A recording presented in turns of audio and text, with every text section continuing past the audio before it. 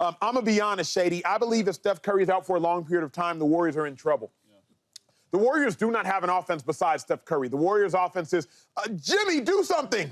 Like, that's the Warriors' offense. Hey, Jimmy Butler, go create. The Warriors, outside of Steph Curry, they stand around the three-point line. They pass the ball around. Then Jimmy, he goes and tries to do something. Draymond Green in transition, he can do some stuff. But if you really watch the Warriors over the course of the last 2 to 3 weeks without Steph Curry, they are an incredibly stagnant offense. This is a team, this is an offense that's predicated upon ball movement. This is an offense that's predicated upon not playing ISO ball, that's actually predicated upon the fact that the ball can move faster than the man. But when Steph Curry goes to the bench, it completely turns into ISO ball. And really what concerned me yesterday, 2-5, was this.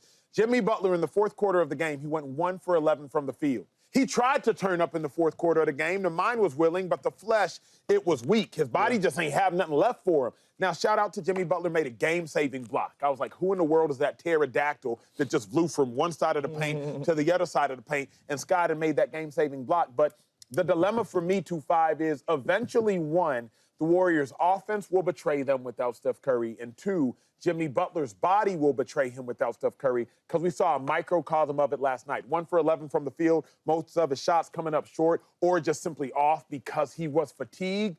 Playoff Jimmy tried to show up in late March, but he couldn't. That's my concern. Yeah, well, you're right about your concerns. I mean, not having Steph Curry in a game for the Warriors is dangerous, right? Doubt.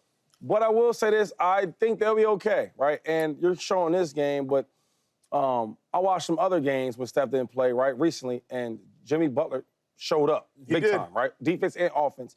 And another thing is, I feel like with Steve Kerr, you got a winning coach as a player and as a coach. And you talk about offense, when I look around the NBA, the Warriors are one of the only teams that still has a real offense.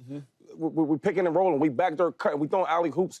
We're moving the ball around, right? Before we shooting the ball, it's 4 or 5 passes already delivered out before we shooting. Yeah. And I think the leadership of Draymond Green. And the other thing is, having a guy like Kuminga is going to be big for us now. Now we need you to go out there and score, right? I think sometimes within the offense, you know, we're looking for the extra pass, get Steph open, an extra pick.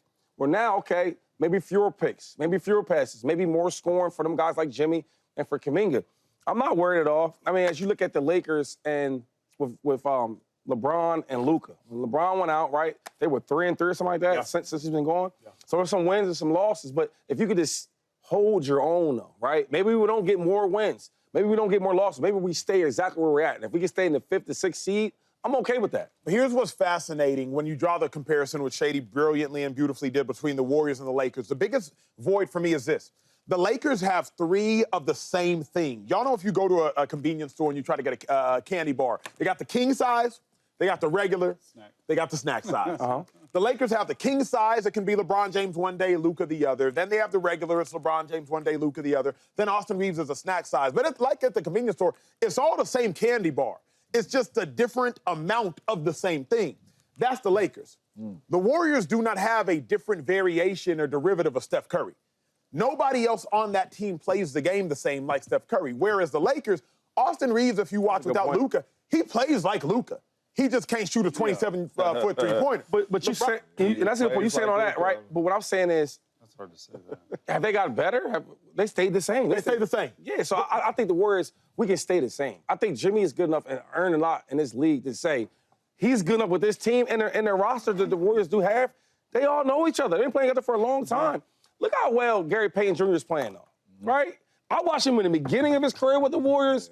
So when he left to go to Portland and he came back, he's the same dude. It's just what worries me, Jason. And we play defense. True. Yeah. But it's the juxtaposition of the offense. It's always intriguing to me, like this year recently, when the Ravens signed Cooper Rush to back up Lamar Jackson. And I'm like, wait a second, y'all play so differently. Now, Chase has educated me on some different things. I don't want to move this to a football conversation. But when you see Steph versus Jimmy, wait a second, the offense changes completely. The Lakers run the same offense when Bron goes out and Luka's in. When, okay, now Luka's out and Reeves is in. Same offense. Not as efficient, maybe not as effective, not as much wow factor. Same offense. James, when Steph goes out, it is a complete, you will not recognize what the Warriors are doing on the court. And it's tough, too, because Steph is a different basketball player the way he plays the game. That's why Steph is so special. The easy answer is yes. I mean, he's one of the best players in the world, and he's off of your team. So the easy answer is yes. But he'll be back, and they'll be all right. They 7-3 without Steph this year. which means they know how to move the basketball, which means Steve Kerr knows the rotation, which means Jimmy knows when he has to step up. Draymond knows when he has to step up when Steph Curry is out. This is a really good basketball team, and I think when you lose key players like this, that is when the defense got to step up. And the Warriors are playing really good defense. The defense step up, you get some easy buckets, and you get in transition and you play ball. Steph Curry out of the lineup is absolutely going to hurt the Warriors because he brings so much to their team. But they can stay afloat. And then I look at their next 4 games. You got the Hawks, the Heat, Pelicans, and Spurs. I think they'll be okay in those games. And I don't know if Steph going to miss any time or some time, but with those next 4 games, I think they'll be fine. And I think Jimmy Buckets can take over those games because it's a different mindset when you know Steph Curry ain't playing than when you like, oh, it's fourth quarter, Steph ain't coming back in. It's a different mindset, you know what I mean? So now for Jimmy, Jimmy knows, hey, the offense has to go through me, and I have to make everybody better. And he will, and he can, because we've seen him do it really with less in Miami. Yeah, it's hard to not say that they are in trouble because they're losing one of the best players of all time. Of course. I mean, I don't know how long it is, right? We're speculating on that. Hopefully it's not long. But the last 16 games, the Warriors are 14-2. Do we remember what their record was before Jimmy Butler was there? They were sort of straggling in the playoff race. They were not like they are now with Jimmy Buckets. And I think Jimmy Buckets was sort of the catalyst for that next step. You heard Draymond Green on his podcast say, hey, this is the one. Steph told me, we got Jimmy Butler. We are going to make a run. Now you don't have Steph, the leader there. They're currently the 6th seed in the Western Conference, right? So obviously the top 6 teams get an automatic playoff berth. They're in danger. They have 12 games left of making to the play-in tournament. And if you're in the play-in tournament, obviously it's a 1-game series, right? You want to be able to make sure you get in those top 6 seeds so you do have a 7-game series. So I think if they miss significant time, if Steph misses significant time, I do think they'll be okay, but the T-Wolves and the Clippers only a game and a half back. I think that's an issue right there. I do think that they'll be good defensively, scoring the ball, and what the offense looks like, that's a completely different. The only other concern is if we take a step back from the micro and look at the macro, bigger picture. Steph, remember, took the night off just because his body was starting to break down, his efficiency was starting to break down. Before he had taken the night off, remember, because of the back issue, he had played an average game at best. Then before that game was the 4,000 career three-pointers game where, once again, he struggled and it still wasn't efficient.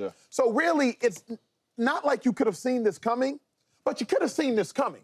That fall that Steph Curry took, it wasn't a fall you don't see countless players. I saw Jackson Hayes take the same fall yesterday in the Lakers game. Loud, though. It wasn't a fall. It was, but it wasn't a fall you don't see happen in sports. It wasn't a fall you don't see happen in the NBA games. But because Steph Curry obviously is an older player, he just celebrated, I think, his 36th birthday, 37th birthday, I believe it was last week.